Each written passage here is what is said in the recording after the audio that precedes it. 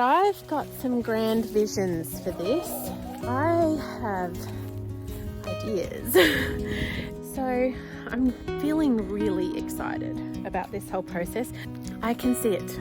I can see what maybe in a few years, it will probably take a while for us to get there. It'll be full of life and veggies and plants and fruit trees and flowers and little nooks and crannies and fun places to sit with a cup of tea. Well, hey friends, welcome back to our little channel here. My name is Chrissy and I am very glad to have you with us. If you are new, welcome. And if you're not, thanks for being here, welcome. I thought today I would do something a little bit different. Now, I did do this a couple of times last year. It's sort of I guess I'm calling it my garden diary. So I did one in the spring and one in the summer last year. And for me, it's fun to be able to look back, and helpful, honestly, to be able to look back at what was happening in the garden, what I did, what I planted, where I planted it, all those sorts of things. So this is my spring garden diary for 2025. And honestly, there's still a lot that hasn't come up. There's a lot of prep work being done. There's a lot of little things happening, but it's not all fully fledged yet. But I thought, no, I'm going to go ahead and document anyway, because it's going to be really helpful. And hopefully you'll enjoy coming along for the ride and seeing what I've been up to. Because one of the things I am really trying to think through is, so if you're new, this is my second year only of gardening in America. I gardened in Australia, but we've been here 2 years, and this is the second year, or the second spring, that I've been able to have a garden here.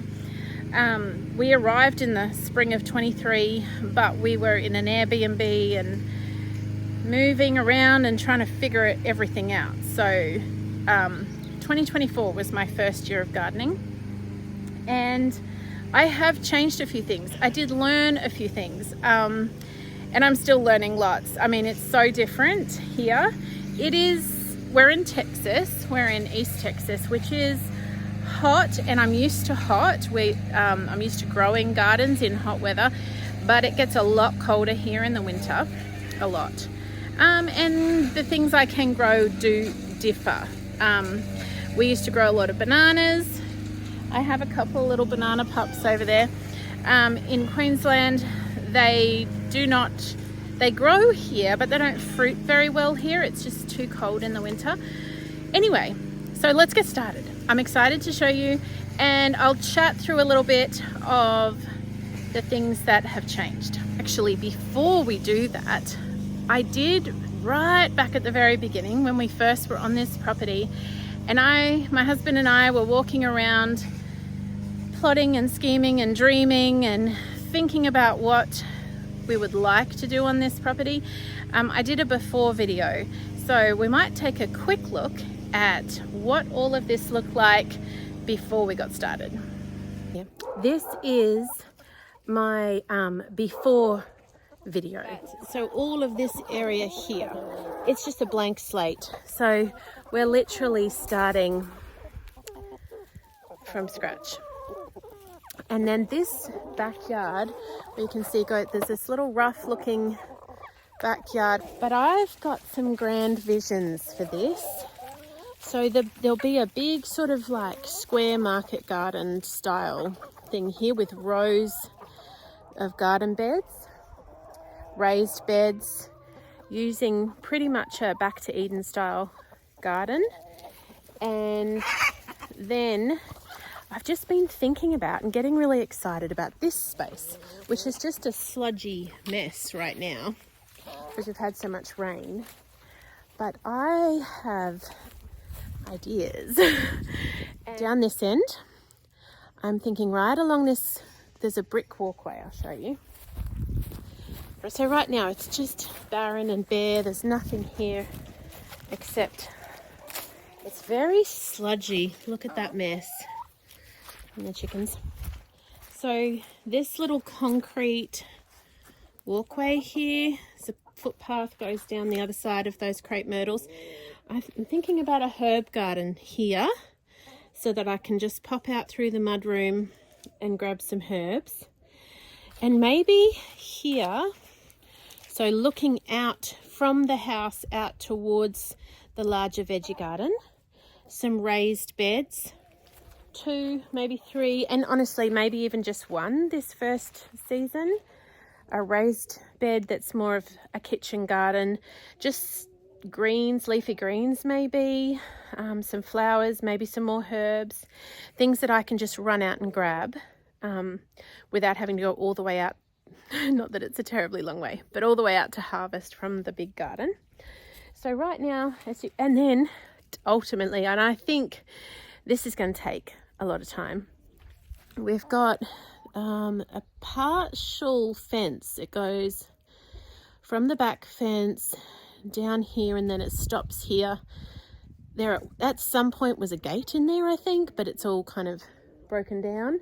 So I'm thinking a little bed along that fence, growing up some vertical gardens along that fence. And so the raised beds here in front of the house, and this little backyard lined with some more fruit trees. So we have the orchard, which is out at the front of the property, but some more fruit trees, I think, lining this. One of the things we have to try and overcome here on this property, well, not just this property, but living here in Texas, is the heat in the middle of summer. And one of the ways we combated that with our gardens back in Australia was to, I guess, create a little microclimate, and by planting trees with the vegetables so that they had shade, and it just increased their ability to cope during those really hot months. So I'm thinking some fruit trees along here and maybe a bed along there eventually. I'd love to have, this is, what do you call it? Chinese tallow and a wisteria kind of all tangled up there, which I love wisteria flowers. My granny used to have a wisteria climbing up over a trellis on her property at the little farmhouse that I spent a lot of time at as a child. So I have a bit of a romantic connection there to wisterias, and so I think I'll keep it, but it'd be nice to make a nice sitting area out here. So I might need, we do have this beautiful big old oak here. We could maybe put some chairs and tables out under there, but I'm thinking maybe a bench seat or 2 under the fruit trees might be nice. So I'm feeling really excited about this whole process. A little bit like, oh my goodness, there's so much to do. But I can see it. I can see what maybe in a few years, it will probably take a while for us to get there, but in a few years, it won't be barren anymore. It won't be empty. It'll be full of life. And veggies and plants and fruit trees and flowers and little nooks and crannies and fun places to sit with a cup of tea. Okay, so last year, 2024, I just stuck to basically gardening in this backyard here. This year we've extended out into the back with a few rows, but initially we did not do that. And I'm kind of glad. I think it was sensible to kind of start smaller. I've got potatoes growing along here, red potatoes, and we did them last year as well. We have garlic growing here, which this is a fairly new bed that I just built in the fall of last year, fall of 2024. So I didn't do garlic. This is the first garlic plantation or little plot that I have done in America. So we'll see how that goes. Now one thing that has changed with potatoes is I grew the same potatoes. We loved them last year. They were delicious, but it wasn't enough. So I have put in a whole extra row. I'll show you that when we get down there. Last year here, I grew green beans, and this is actually a volunteer bean that has come up. I think it was called Big Kahuna, I think. I have put a bunch of seeds in down here. So even though this is a volunteer and I don't plan to do all green beans, I just decided to let it go and do its thing. This little guy over here is a bush bean. I did plant quite a few bush beans and they didn't all come up, but anyway, this here is a pea of some kind, and again I planted a number of peas and I'm notoriously bad at labeling or remembering what I put where, but we'll see how it goes. It is already getting really hot, so I am a little bit dubious as to whether or not we'll get any harvest from those peas. I think I should have got my garden in earlier, and for those of you who've been here for a while, you will know that I am late getting everything in. January, February, we had a lot of sickness and just a few struggles we were going through, and I did not get my seeds in when I wanted to. So that's okay. Well, it is what it is. Some things are in, some things aren't. Some things are where they should be, some things aren't. So there are a few weeds in amongst here, and a lot of volunteer zinnias, because last year this whole bed here was zinnias. There's a couple more peas, another green bean, a lot more zinnias over there, and a fair share of weeds. I need to get back over in these garden beds. This tomato is an Arkansas Traveller, and I planted quite a few tomatoes down here, but he's the only one that survived. I put them in a little bit too early and the frost got the others, a late frost. So really, this bed, what I'm thinking I will do this year is have a few tomatoes here, although I am putting rows out the back of tomatoes, but I just want a few cherry tomatoes and tomatoes that I can just duck out and the kids can pick in the garden. And yeah, so that was my thinking here. I'm trying to think what else I sowed here. Chives and basil and my arm's getting sore. Chives, basil, some more beans. Down this end I've got squash, some flowers. These onions have been here since over winter, and we've been just coming out and harvesting those, and they're going to seed now, so I probably will just let them do that. I've got a few little baby squash coming up and a few ragweed. They're everywhere. Again, I've planted more seeds through here that just haven't come up yet. Oh, and look. Oh, hello, babies. This is the first time I've seen these guys. Some cucumbers and some cucumbers here.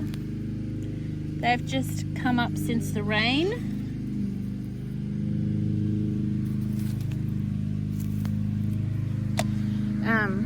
So that's fun, that's good. This is a squash. If I remember correctly, I had a few lemon squash that I was given seeds for, and I'm pretty sure that's what that is. I just have some more babies coming up here. These are flowers, I think. Actually, I think they were Sweet Alice. I put some purple and white Sweet Alice, and I think that's maybe what that is. There's more seeds along here that haven't come up yet. Okay, some zucchini, just small little zucchinis at this stage over here. And I noticed this volunteer basil that has come up, so I'm just going to let him stay. So nothing much happening. A lot of seeds over here that haven't come up yet. I think that might be another one that's just come up. Have an elderberry here. So last year we grew along here, and one of the things that I did, we discovered is that with the lay of the land, it sort of runs down and water tends to pool along this fence when we get heavy rain. So this bed needs building up a lot more than it is. I've decided to basically put perennials along that fence line, build it up as we can, and not to put vegetables along there at this point. So I've got an elderberry, another elderberry, which will be going in soon. I have sown some wildflower seeds in between here. These are our bananas, they loved that last storm. They love humidity and rain and all that stuff. Look at this coming up here. I think it must have come from under the fence. Oh, I didn't get the roots. But this is yarrow that I grew from a cutting that my friend Kathy gave me, and it has done really well. I'm really excited about it, and it's just starting to flower. So that is so cool. Yarrow being a wonderful medicinal herb that I am just slowly trying to add medicinal herbs in around the garden. And yarrow is wonderful for a lot of different things, but one of the things it's good for is in first aid to stop bleeding. So apparently soldiers used to carry dried yarrow in their pockets so that if they had injury and were losing a lot of blood, they could pack it with yarrow. So it's good for that. It's actually quite a pretty little plant. So I was really excited to see it come back this spring. Weeds that need dealing with here. This it was flowering. It's just finished flowering, this comfrey. So I'm going to put it in the ground there. And this is holy basil, which is going to go in the ground here. This little spot here at the gate that goes back into where the row gardens are, I'm thinking of putting hollyhocks or zinnias or like a bunch of flowers right there at the gate. I think that'd be nice. Last year we did have a shade tree there that we've taken out. It was a Chinese tallow, and we are trying to get rid of a lot of those, although we're not getting rid of all of them. They're a good shade tree and the bees love them, but they are an invasive species, and so we're going to try and replace the ones that we can with fruit trees or other shade trees.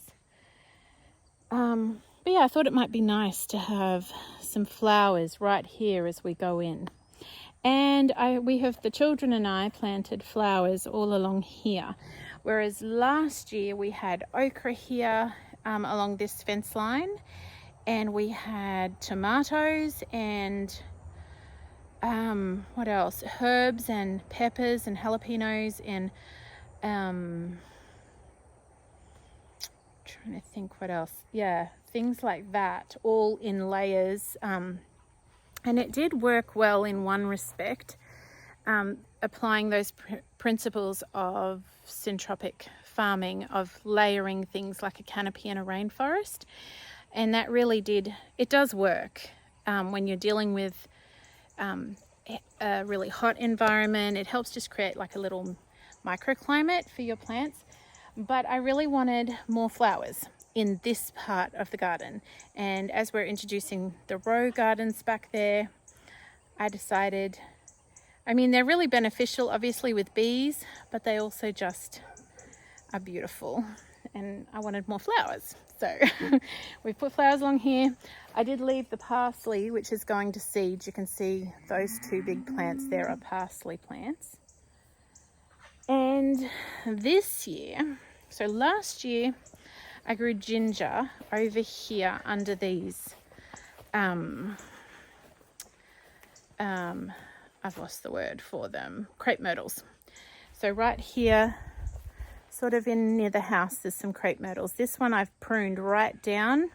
Sorry, I've pruned right down, but they have all been like this. And I planted the ginger under here last year, and it did do fairly well. It did fairly well. Ginger is it's an understory plant in a rainforest in its natural environment, so it likes to be shaded, but it likes heat and humidity, which East Texas has in a plenty. But I think it was hindered somewhat by the roots of the crepe myrtle. And also now I've got asparagus. I'm losing my words. I've got asparagus here, and I do want the asparagus to spread. And I've planted some strawberries along here, and the parsley has grown much bigger than it was.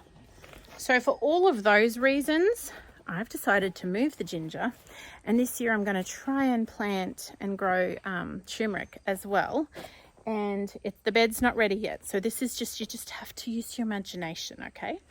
Along this fence, which last year, what did I put along here? Oh, this is the bed I messed up last year. I got my season planting times completely wrong for this climate, and I put beetroot and carrots and things here in the spring, and it probably would have been okay if I'd have done way earlier, but as it was too late in the spring, and it just got too hot too quick, and they didn't do well at all.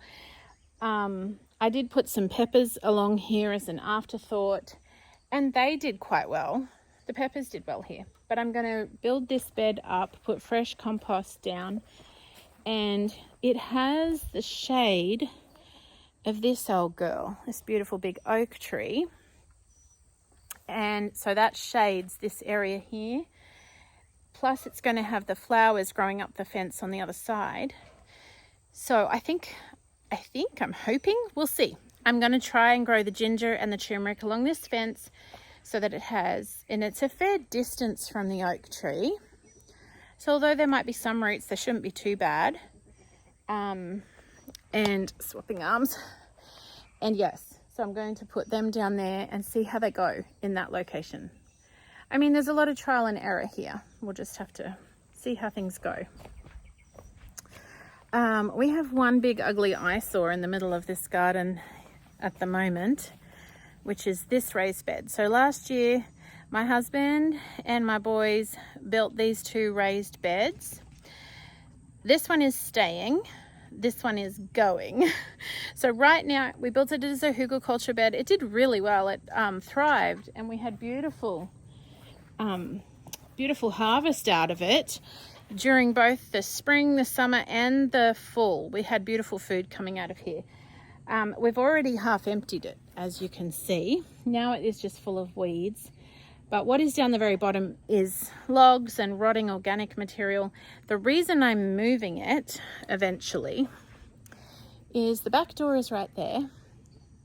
And I really miss having a clothesline, which is very normal in an Australian household to have a clothesline. It's not as common here, and I really miss it. I really miss having a big old clothesline to hang my sheets and towels and clothes on.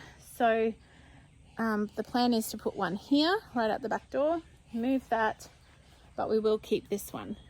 At the moment, this one's not looking very impressive. This end of the bed is sown with peppers, hot peppers. So this half is a hot pepper mix. This half is jalapenos.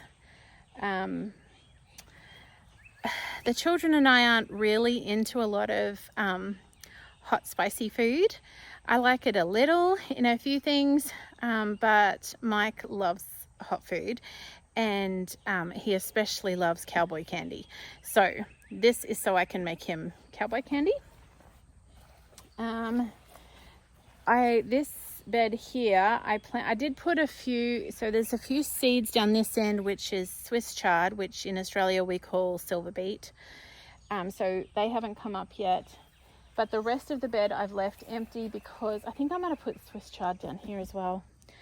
But I intend to put capsicums or bell peppers in this bed, and they're just teeny seedlings at the moment. This is a celery plant that overwintered and has gone to seed, so I'm just letting it go to seed. And we've got some little baby radishes coming up. Oh, and I think that's baby Swiss chard right there. Majority of this bed isn't planted, but there's some salad greens along here, a few little baby rocket. There's not much to see yet, and there's a row of radishes along there. So this bed really is not planted out yet. So some of it is, and a lot of it's still lying dormant, waiting to be awakened. This is my mint bed. So we have peppermint and regular mint. Some more elderberries, which I will put in pots. And this is sort of just a bit of a herb bed. So we have parsley and we've got a duck squabble going on over there. I think it's two drakes fighting. And the chickens are getting in on it. Sage and lemongrass and parsley and a few. Now I will tell you this. I'm running out of daylight. We'll see if we can fit the rest of this tour in this diary entry. So this parsley, look at it. It was looking like this one, which was just lush and vibrant and beautiful. And then all of a sudden it died back. Like, I don't know if it's going to make it. It's got like 1 or 2 green leaves left. But so I don't know. I don't know what happened. I don't know if someone tossed something on there that shouldn't have been tossed on a plant, or I don't know. I don't know. The dog lifted his leg on it. I don't know. Like, I don't think that would kill it, but I don't know. It just all of a sudden went yellow and went, nope, I'm not being here anymore. And the one right over here is doing fantastic. So I don't know what happened to that parsley. We'll see. All right. This is the new garden. So we've had a few videos about this the last few weeks as we've been working hard and doing all the things to get this garden bed in. So this row here, this first row is potatoes. And we do have high hopes. I don't know. We'll see what happens, but I have high hopes because this we have just, I guess, it wasn't a lot of hard work to get the soil ready. It was a lot of patience and having the chickens here for a long time. You have to go back and look at some previous videos on me getting this ready if you're interested in that, because this was not good soil at all, and chickens worked their magic. Chickens and mulch worked their magic. But this first row is going to be potatoes, and there are signs of some coming through. I'm going to have to keep my eye on the weeds, but little potatoes poking up their little wee heads all along here. They're starting to poke through. So that is cool. And then the next 3 beds are not planted yet, but they will be tomatoes. Now, I haven't got a great track record with tomatoes, so I am just hoping and praying. I've done a lot of reading and research, so anyway, let's hope the tomatoes do better this year. So these 3, they're all in the mudroom right now, little seedlings, or they're getting leggy actually. I have to pot them up, but they will go here, and then this will be a row of green beans, And then here we have planted in this little patch some watermelon. And over on the far row over there along the fence line, Gracie and I sowed a bunch of wildflower seeds just as a backdrop. And way over there in the corner, around about there, which we haven't got in or tilled or ready yet, we're going to put some corn.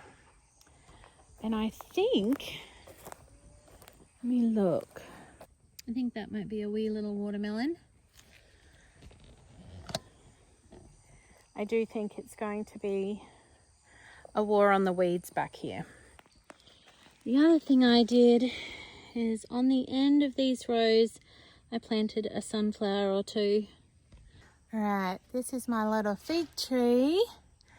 And it's actually doing really well, whereas it struggled and struggled. It was struggle city. This little fig tree has been struggle city for like the last year. I grew it from a cutting that I got from a friend, and I took so many cuttings from her. I felt so bad because like most of them died. And then I got a second lot of cuttings, and this is the only one out of all those cuttings that has made it. So hopefully it will live to be tall and prosperous. But yeah, I'm just happy that it's still going at this point. Now I'm running out of daylight, so I think I'm going to need to finish this tomorrow, and I will finish it on the other side of the house and the orchard. But I've pretty much showed you everything that's happening right now in this back section. Well, good morning. It is the next day. These are tomatoes and peppers, some of which have been snipped off by something or other, and we never did find out exactly what that was. But I've got more here in the mudroom, and I did put them out the other day to, we had really heavy rain, and I put them out to get some nice fresh rain, but I made a boo-boo. So everything was fine. These are really getting leggy, and I desperately need to get out here and pot them up. Maybe this afternoon I'll get out to do that. I don't know. But I made the mistake of putting this one, look at it. I guess it wasn't under a downspout, but it was in I had it where I guess the gutter must have overflowed, and it just like pummeled this tray to the point where it's washed some of these out. And unfortunately, this was one I was really kind of looking forward to. So these are different peppers, eggplant, seeds that I had been given. If you may remember, a lady had saved a bunch of seeds from a community garden and sent them to me in little yellow envelopes. They're just gorgeous. It was such a beautiful gift. And these were some of her seeds, which I was very excited to try. So I'm really bummed about that. I'm going to try and rescue what I can, but that was an unfortunate thing. I put it out thinking, and it was fine for all of these guys, but just that one spot where that tray was, I don't know, maybe there's leaf litter in the gutter. I probably should have that checked. Get one of the boys to climb up there and check it, because it just must have overflowed right at that spot, unfortunately. So we're now around the other side of the house, the front of the house, and I do very little here compared to the back of the house, because this is where the dogs are, and they're just too destructive to do too much back here, down here. So I do have the roses here, which they were here from before, which I just love them. They're beautiful. And this is coming back. I think this is the Texas Laurel. I don't know if it's going to flower, because I did prune it back pretty heavily.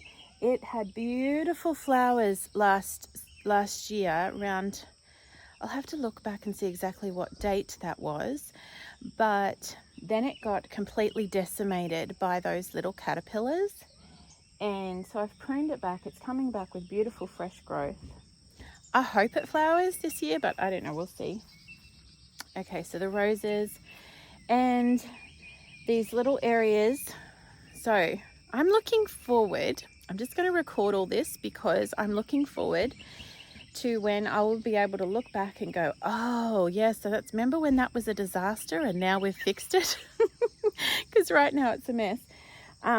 This little section of roses here, which the dollarweed has taken over, and it has beautiful irises that the dogs have stumbled on.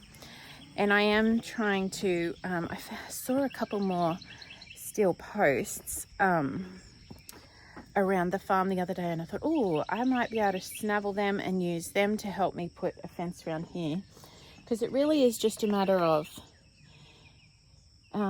finding the resources to do it.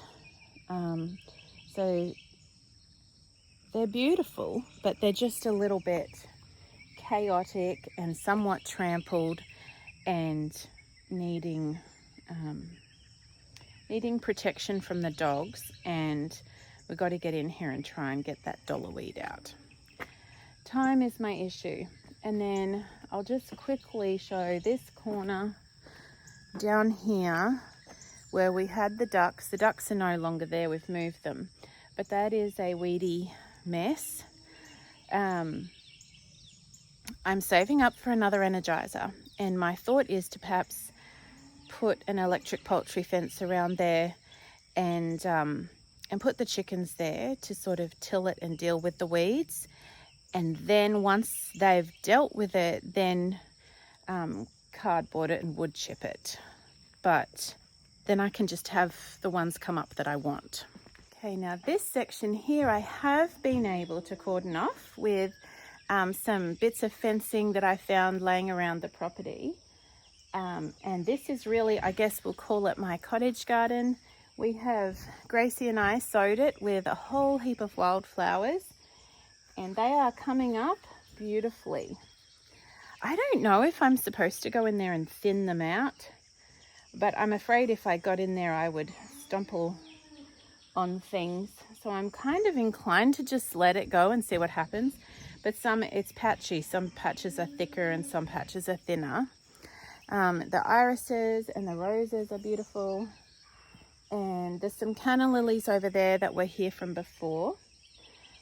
And these roses are the ones that we got pruned the best, and they are looking fantastic.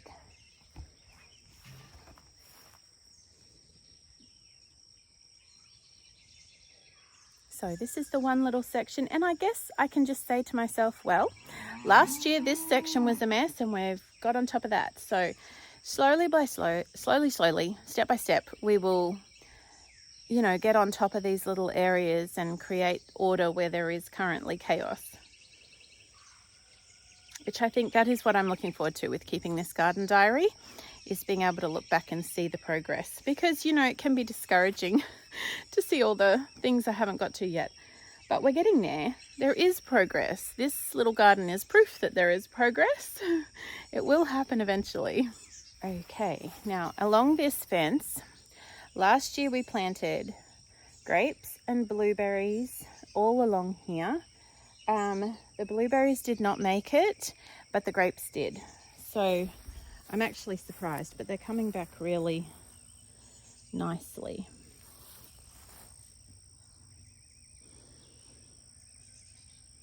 And the one along here further is doing even better. It's just already, we're like in the full swing of trying to keep up with the mowing, because it's, yeah, growing like crazy. So this one is doing really well. He's grown up and moving along the fence. So that is really exciting. There's a big anthill underneath it. But I haven't grown grapes before, so that's exciting. These two mimosa trees here and here, sort of self-sown. They just came up. I think there's mimosas over there in the forest. And we decided to leave them here because they're a fast-growing tree and they're really good for shade. And apparently the mimosa flowers are very medicinal, which that was a cool thing to discover. But the children really love mimosas. We had mimosas back in Australia. So I'm hoping they won't take too long to become nice little climbing trees for the kids. Okay, along this fence, we have lost a few plants over the winter. We had an oak tree here that didn't make it, that we bought last year. It died over the winter. We had a rose bush here that died. We actually lost a few rose bushes over the winter, and I'm not entirely sure why. The oak trees we bought that did do really well are these live oaks.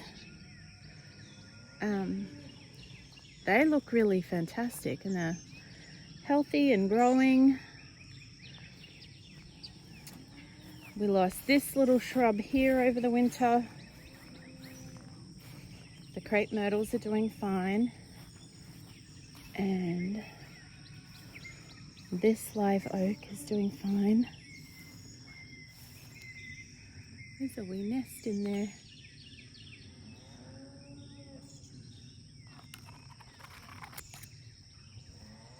I don't remember seeing that before, so I don't know if the bird, whatever made that nest may already have hatched and flown away.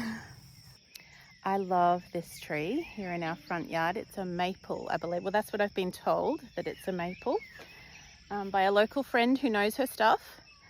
And it's grown quite a bit from last season, and it's just beautiful.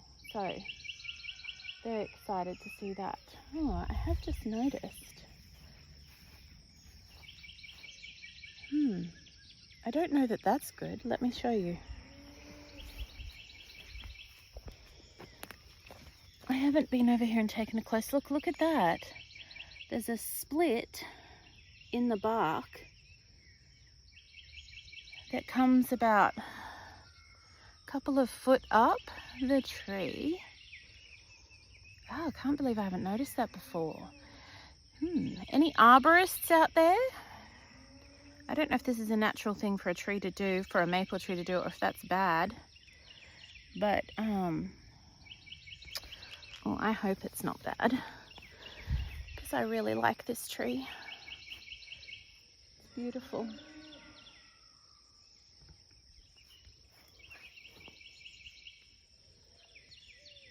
Beautiful leaves, beautiful colouring, and when it changes in the fall, it's just stunning. Okay, the other thing I almost forgot is these 3 little raised beds here at the front, which the boys mowed out here, but this section definitely needs a whippersnipper. Have I talked about that before? You guys don't call it a whippersnipper. In America, it's called something else. I'm trying to think what it is. Weed eater, maybe? Weed whacker. Maybe it's a weed whacker. I can't remember. Anyway, it's called something else here. We call it a whippersnipper. The thing that it's like a little blade on a stick with a motor. It's my very technical description of a whippersnipper. Anyway, it needs that around the look at the dollarweed. It's just crazy. So this bed, although it has a lot of dollarweed, also has a beautiful oregano, sage, and thyme that have overwintered here. And I do need to get back in here and deal with those dollarweed. This one here, I've planted a bunch of kale, lettuce, some silver beet, and it's been feeding us. We've been harvesting out of this one quite a lot. And this one, again, mixed in with the dollarweed, are radishes. I've got some sweet Alice. The cilantro, or the coriander as we call it, has gone to seed. It's been too hot for that. But I've been ducking out here, grabbing snippets of this for meals, which is what I wanted for these beds. I'm just going to have to continue to fight that dollarweed. Okay, last on my diary entry for today is the orchard. And unfortunately, oh, hello, Matilda. Hello, darling. My husband has been pruning. Hello, Matilda. And you've already been milked. You've nothing to complain about, my dear. But over here, I do have some sad news in the orchard. You may remember one of the first things we did here on our little homestead is to plant these fruit trees. We planted 8. Right back when I first started this YouTube channel, came out here with the kids and we planted 8. We planted 6 peach trees and 2 apple trees. And unfortunately, all we have left is 2 peach trees. So we have this one that has come back. I probably need to come out here and prune it actually. And it is a Lufkin peach. And this guy over here is another peach tree. And let me see, what is it? It might be the same. The tag's worn off. But the others have all died. So one of the apple trees met with an unfortunate end when the big dump trucks were coming in here when we were putting my mother and father-in-law's house here. It just ran straight over the top of I guess the driver didn't see the orchard and he took out one apple tree. And the other apple tree died in the first winter, and these 4 peach trees were all alive last season, but they are no longer. So that is unfortunate and rather frustrating. But interestingly, I just watched a video that Anne of All Trades did on fruit trees, and she was talking about how when you buy fruit trees from some of these bigger stores, and they're all like in a pot and already pretty big, as we got all of these on discount at Tractor Supply, and at the end of the season when, you know, they were getting rid of them and they were like 50-75% off, like they were really cheap. But she was explaining in her video how that if the roots have started to grow around in a circle in a potted plant like that, that it might look like the plant is doing okay for the first 1, 2, even up to 5 years, and then it will just suddenly die. And that's what has happened here. Like those 4 peach trees were fine last year and they've just carked it. So she was talking about how that it's a much better idea to buy, what do they call them? Like bare root trees that just look like a stick with a bare root, and then put it in the ground at the right time, which is probably in the fall or in the early spring. But anyway, I learned a lot from her video. So Anne of All Trades, she just did that on one of her recent videos on fruit trees. And I thought, as soon as I watched it, I was like, oh my goodness, I bet you that is what has happened to our peach trees. So our orchard has gone down to 2 trees, and I'm just praying they make it. But I don't know, like we're certainly less than 5 years of having these here. Obviously, they're like been here maybe 1.5 years. So I don't know if they're going to last. But lesson learned, I suppose, and we need to plan ahead and invest in some bare root fruit trees. So the other thing, of course, is researching what grows well in your area, and we did do that, and peaches do grow well here. But we just needed, perhaps what we did in an attempt to save money didn't actually save us money in the long run, which that does happen, hey, so you live and learn. Well, here we are back in the back garden area where really most of the action happens as far as the garden goes. So yeah, that's about a wrap on my garden diary for April of 2025. And I will do another one of these probably in a month or so, and hopefully by then things will be bursting and we'll be bringing in harvests of things. It is a little bit quiet still in the garden, although there's a lot happening. We've been really busy, but we haven't seen the fruit of it yet. It's just all the behind the scenes, under the soil kind of work. So I'm excited for this new season and for continuing to learn what works best here in this new land, this new country, and Texas, where we are. I know, America is about as big as Australia, and there's so many different climates and so many different types of locations, different soils and different weather and so many different things. So it's figuring out what works here.